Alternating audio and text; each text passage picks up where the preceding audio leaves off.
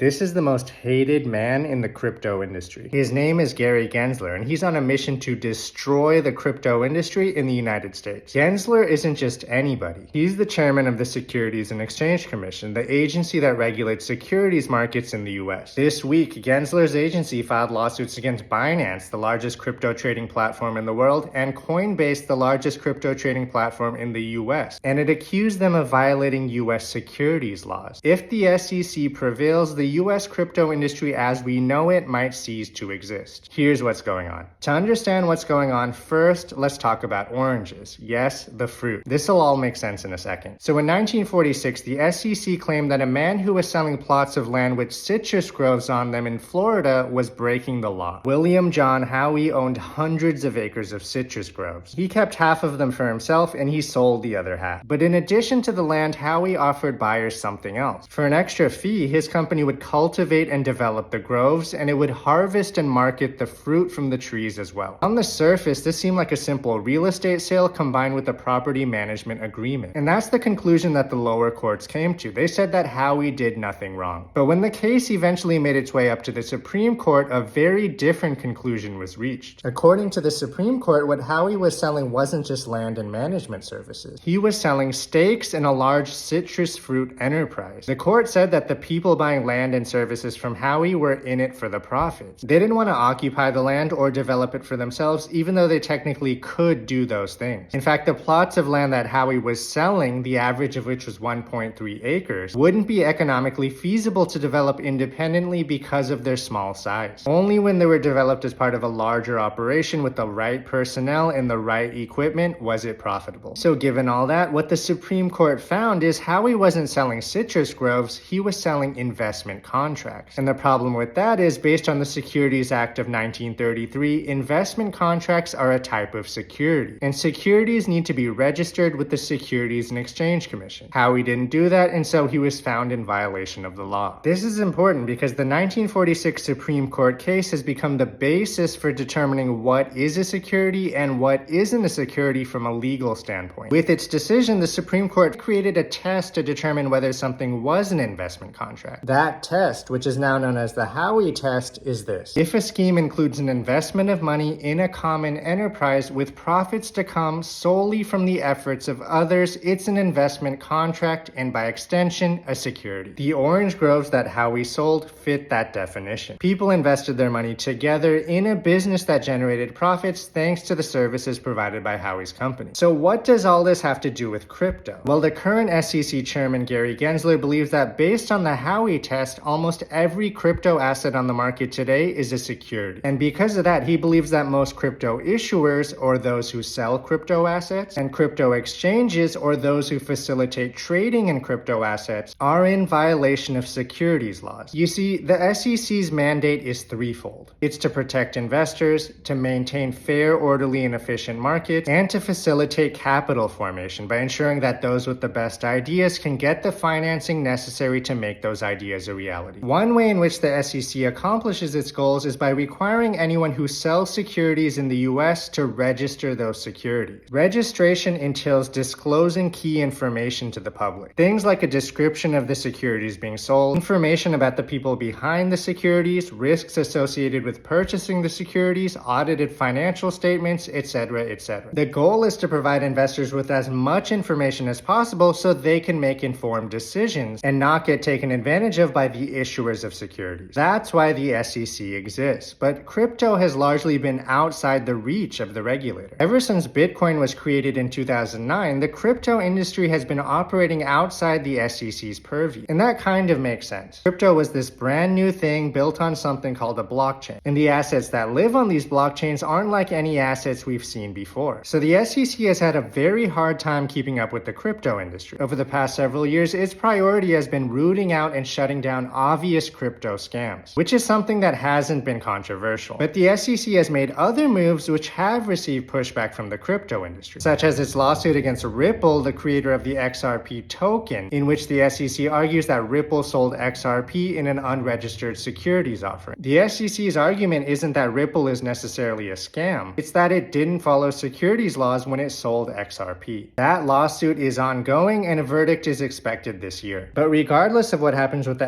XRP lawsuit, that model isn't one that the SEC can follow when it comes to the many other crypto assets that the SEC considers to be securities. When it comes to XRP, there's very clearly a company associated with that token who can be sued for selling those tokens to investors without registration. But in other cases, creators of tokens have been much more careful about tiptoeing around US securities laws. They've sold tokens to non-US investors and to a small number of US institutional investors, like venture capital firms, because those types of sales are exempt from SEC registration requirements. But after those sales, those tokens eventually make their way onto US crypto trading platforms where they can be freely bought by almost anyone. In the SEC's eyes, this is an issue because US investors are buying these assets, which the SEC considers to be securities, but investors aren't getting access to the disclosures and the protections that they get when they buy traditional financial assets like stocks and bonds. That's why the SEC has escalated its crackdown on crypto by suing Binance and Coinbase. Now, instead of going after the issuers of crypto assets, they're going after the platforms that facilitate trading in crypto assets. Coinbase and Binance do a lot of different things, but their primary function is connecting the buyers and sellers of crypto assets. What the SEC claims in this lawsuit is that almost every asset that people can buy on Coinbase is a security, and so that makes Coinbase a securities exchange. And according to the Securities and Exchange Act of 1934, securities exchanges must be registered with the SEC. Because Coinbase hasn't done that, the SEC says that it's breaking the law. Now, there's some other details in the SEC's lawsuit against Coinbase as well as its lawsuit against Binance, but this idea that the two companies are running unregistered securities exchanges is the most significant charge made against them. And it's an existential threat not just to their US businesses, but to the entire US crypto industry. Because if crypto exchanges aren't allowed to operate, it will be extremely difficult for most people to get their hands on crypto assets. Now, you might be thinking, why don't these companies just register their exchanges with the SEC and be done with it? Well, it actually might not be possible. If a crypto exchange registers as a securities exchange, the only assets that it can trade are securities that are also registered with the SEC. And since almost no crypto asset today is registered as a security, that exchange wouldn't be able to offer any assets for trading. And the fact of the matter is, most crypto assets aren't going to be registered as securities. Registered securities have to provide things like public disclosures about issuers, officers, and board of directors, issuers' business activities, and issuers' audited financial statements. But in crypto, things like board of directors and financial statements don't exist. Likewise, this whole idea of there being an issuer of a crypto asset is problematic. A crypto asset might have been created by some group of people, but that group might not be involved with the asset anymore. After all, crypto is about decentralization, where ideally one person or one group doesn't have sole authority or control over the ongoing developments of the crypto asset and the ecosystem that surrounds it. So crypto exchanges like Coinbase and Binance are in a box. Gensler has to know this, and his unwillingness to do anything about it means that A, he either wants to cripple the US crypto industry, or B, he truly believes that his hands are tied, and he has no choice but to enforce US securities laws as they are written. And if that results in the crushing of the crypto industry, so be it. But regardless of the reason that Gensler is doing what he's doing, the crypto industry has to defend itself aggressively if it wants to survive. Both Coinbase and Binance are going to be fighting these battles in court, and it's going to take years for this to play out. Ultimately, it could be the courts who decide whether the US crypto industry is going to survive or not. But that's not the only way it could play out. The SEC could change its tune. As long as Gary Gensler is chairman of the agency, that probably won't happen. But if we see new leadership at the SEC at some point, things can change. Another possibility is Congress steps in and passes a law that carves out new rules for the crypto industry that enable it to survive. A draft bill was recently put out by two House committees that make it so crypto assets could be regulated as commodities rather than securities, as long as the blockchain networks associated with the assets are sufficiently decentralized. I think it makes sense for Congress to step in here. Crypto assets don't fit neatly into the traditional securities law framework. Sure, some crypto assets might have characteristics of securities, but others might be more like commodities or something else entirely. So I don't think it'd be good for the US to shut down the crypto industry and lose all the potential that comes with it. It would be bad for innovation, and ultimately these assets and these technologies won't go away. They'll just be used in other countries that are taking a more welcoming approach to the industry. But I get it, a lot of people don't like crypto. They think it's a scam at worst and useless at best. I agree that the scam should be rooted out, but ultimately the market should decide whether it's useful or not. It's about finding the right balance between innovation and regulation. We'll see what happens. happens. Follow for more investing insights.